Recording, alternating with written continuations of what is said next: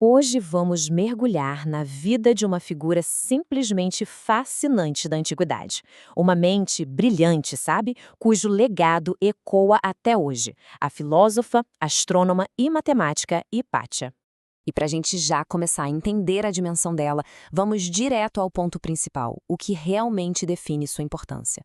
Hipátia de Alexandria foi a primeiríssima mulher na história a ser, de fato, registrada como matemática. Pensa bem, é um feito extraordinário que, por si só, já mostra muito sobre o intelecto e a determinação que ela tinha. Então, a nossa conversa sobre a vida dela vai passar por 5 momentos-chave. A gente começa com a formação dela, depois a ascensão como mestra, o conflito que tomou conta da cidade, a sua morte trágica e, por fim, o seu legado. Vamos lá, começando pela primeira parte, a mente de Alexandria. Porque para entender Hipátia, a gente precisa primeiro entender o lugar e a época em que ela nasceu. Então, Hipátia nasceu ali por volta de 351 d.C. E onde? Em Alexandria, no Egito, que na época era parte do Império Romano. E Alexandria, naquele tempo, era, uau, um verdadeiro centro de conhecimento do mundo antigo. E ela não era só matemática, não. Era também filósofa, da escola neoplatônica, uma astrônoma muito respeitada, professora e acadêmica. E muito dessa formação veio de casa. A influência do pai dela, até onde Alexandria, foi fundamental. Ele era um acadêmico super renomado. E foi ele que passou para ela não só o conhecimento técnico, mas uma paixão real pela busca de respostas. Ela cresceu literalmente num ambiente de ideias, de filosofia. A linha de pensamento que guiava Hipátia era o neoplatonismo. E o que é isso, né? Basicamente, para essa escola de filosofia, a matemática e a lógica não eram só ferramentas, eram muito mais. Eram o caminho para entender o universo e atingir uma espécie de purificação intelectual, uma clareza mental. Era como unir a razão com a busca por algo maior, entende? Ok, vamos para a segunda parte. Mestra da academia. É aqui que a gente vê a Hipátia já adulta, sabe? Não mais como uma estudante, mas como uma verdadeira líder intelectual. Uma professora para o mundo romano da época. E olha que impressionante, com apenas 30 anos. 30 anos, ela já era diretora da prestigiada Escola Platônica de Alexandria, a mesma onde ela tinha estudado. Isso é incrível.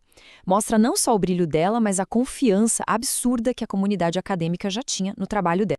E como professora, a influência dela foi gigante. Ela tinha uma abordagem muito única, aplicava o raciocínio matemático super rigoroso à filosofia. E isso atraiu estudantes de todos os cantos do Império Romano. Ela ficou famosa, de verdade, por resolver problemas que outros matemáticos simplesmente achavam impossíveis. A dedicação dela ao trabalho era total. Dizem que, uma vez, quando perguntaram por que ela nunca se casou, ela deu uma resposta que ficou para a história: "Eu sou casada com a verdade." Que frase, hein? É uma declaração que mostra o compromisso absoluto que ela tinha com a busca pelo conhecimento. Só que o mundo ao redor dela estava mudando. E mudando rápido. E com isso a gente chega na terceira parte, uma cidade em conflito. É aqui que a história começa a tomar um rumo bem mais sombrio. O ponto de virada, o momento em que tudo começou a complicar, foi no ano de 412. Foi quando um novo patriarca cristão, um homem muito fervoroso chamado Cirilo, foi nomeado. A chegada dele mudou completamente o clima político da cidade. As tensões, tanto religiosas quanto políticas, simplesmente explodiram. E bem no centro desse furacão, a gente tinha duas figuras de poder. De um lado, Orestes, o prefeito romano da cidade, que representava o poder do império. Do outro, Cirilo, o patriarca, que representava o poder crescente da igreja. E a Hipátia? Bom, ela acabou ficando presa bem no meio dessa disputa. O problema é que Hipátia era uma conselheira muito respeitada do governador Orestes. E essa influência toda acabou colocando ela numa posição bem perigosa.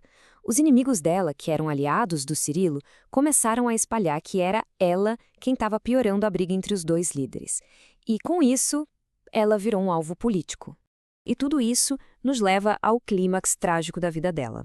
Vamos para a quarta parte, uma morte brutal, o fim de uma era. O que aconteceu em seguida foi um ato de violência tão extremo que marcou a história de Alexandria para sempre. Foi em março de 415. A situação simplesmente saiu de controle. O governador Orestes mandou executar um monge e isso foi o estopim. A fúria dos seguidores de Cirilo se virou toda contra Hipátia. Na cabeça deles, ela era a grande influência por trás do governador. Então, ela virou alvo principal da multidão.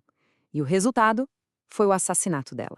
O que os relatos contam, como o do historiador Sócrates Escolástico, é de uma brutalidade difícil de imaginar. Ela foi atacada no meio da rua por uma multidão enfurecida. Foi arrastada pela cidade até uma igreja, e lá dentro foi torturada até a morte. E não parou por aí. O corpo dela foi desmembrado e depois queimado. Mas a morte de Pátia, por mais terrível que tenha sido, não foi o fim da história dela. E isso nos leva à nossa última parte: legado e controvérsia. O que foi que se perdeu? É um momento para a gente refletir sobre as consequências de tudo isso. Para a gente entender o contexto, é muito importante lembrar de uma coisa. Alexandria, naquela época, era uma cidade extremamente violenta. A morte da Hipátia, por mais horrível que seja, seguia um padrão de violência pública que já tinha acontecido antes. Outras figuras importantes, inclusive 2 bispos cristãos, tiveram fins muito parecidos. Certo. E qual foi o papel de Cirilo nisso tudo? Bom, não há dúvida de que a morte de Hipátia foi conveniente para os objetivos políticos dele. Afinal, eliminou uma conselheira importante do seu rival. Mas se ele deu a ordem direta para o assassinato, isso até hoje é motivo de muito debate e controvérsia entre os historiadores. Ainda assim, o impacto simbólico do assassinato dela é inegável. Para muitos historiadores, aquele foi o ponto de virada. Foi o evento que marcou o começo do fim da vida intelectual, do aprendizado clássico em Alexandria. Aquela cidade que por séculos e séculos tinha sido um verdadeiro farol do conhecimento para o mundo. A morte dela não foi só o fim de uma vida brilhante. Foi também um marco do fim de uma era de ouro do pensamento. E isso tudo deixa a gente com uma pergunta final para pensar mesmo. O que mais o mundo inteiro perdeu com a morte de Pátia?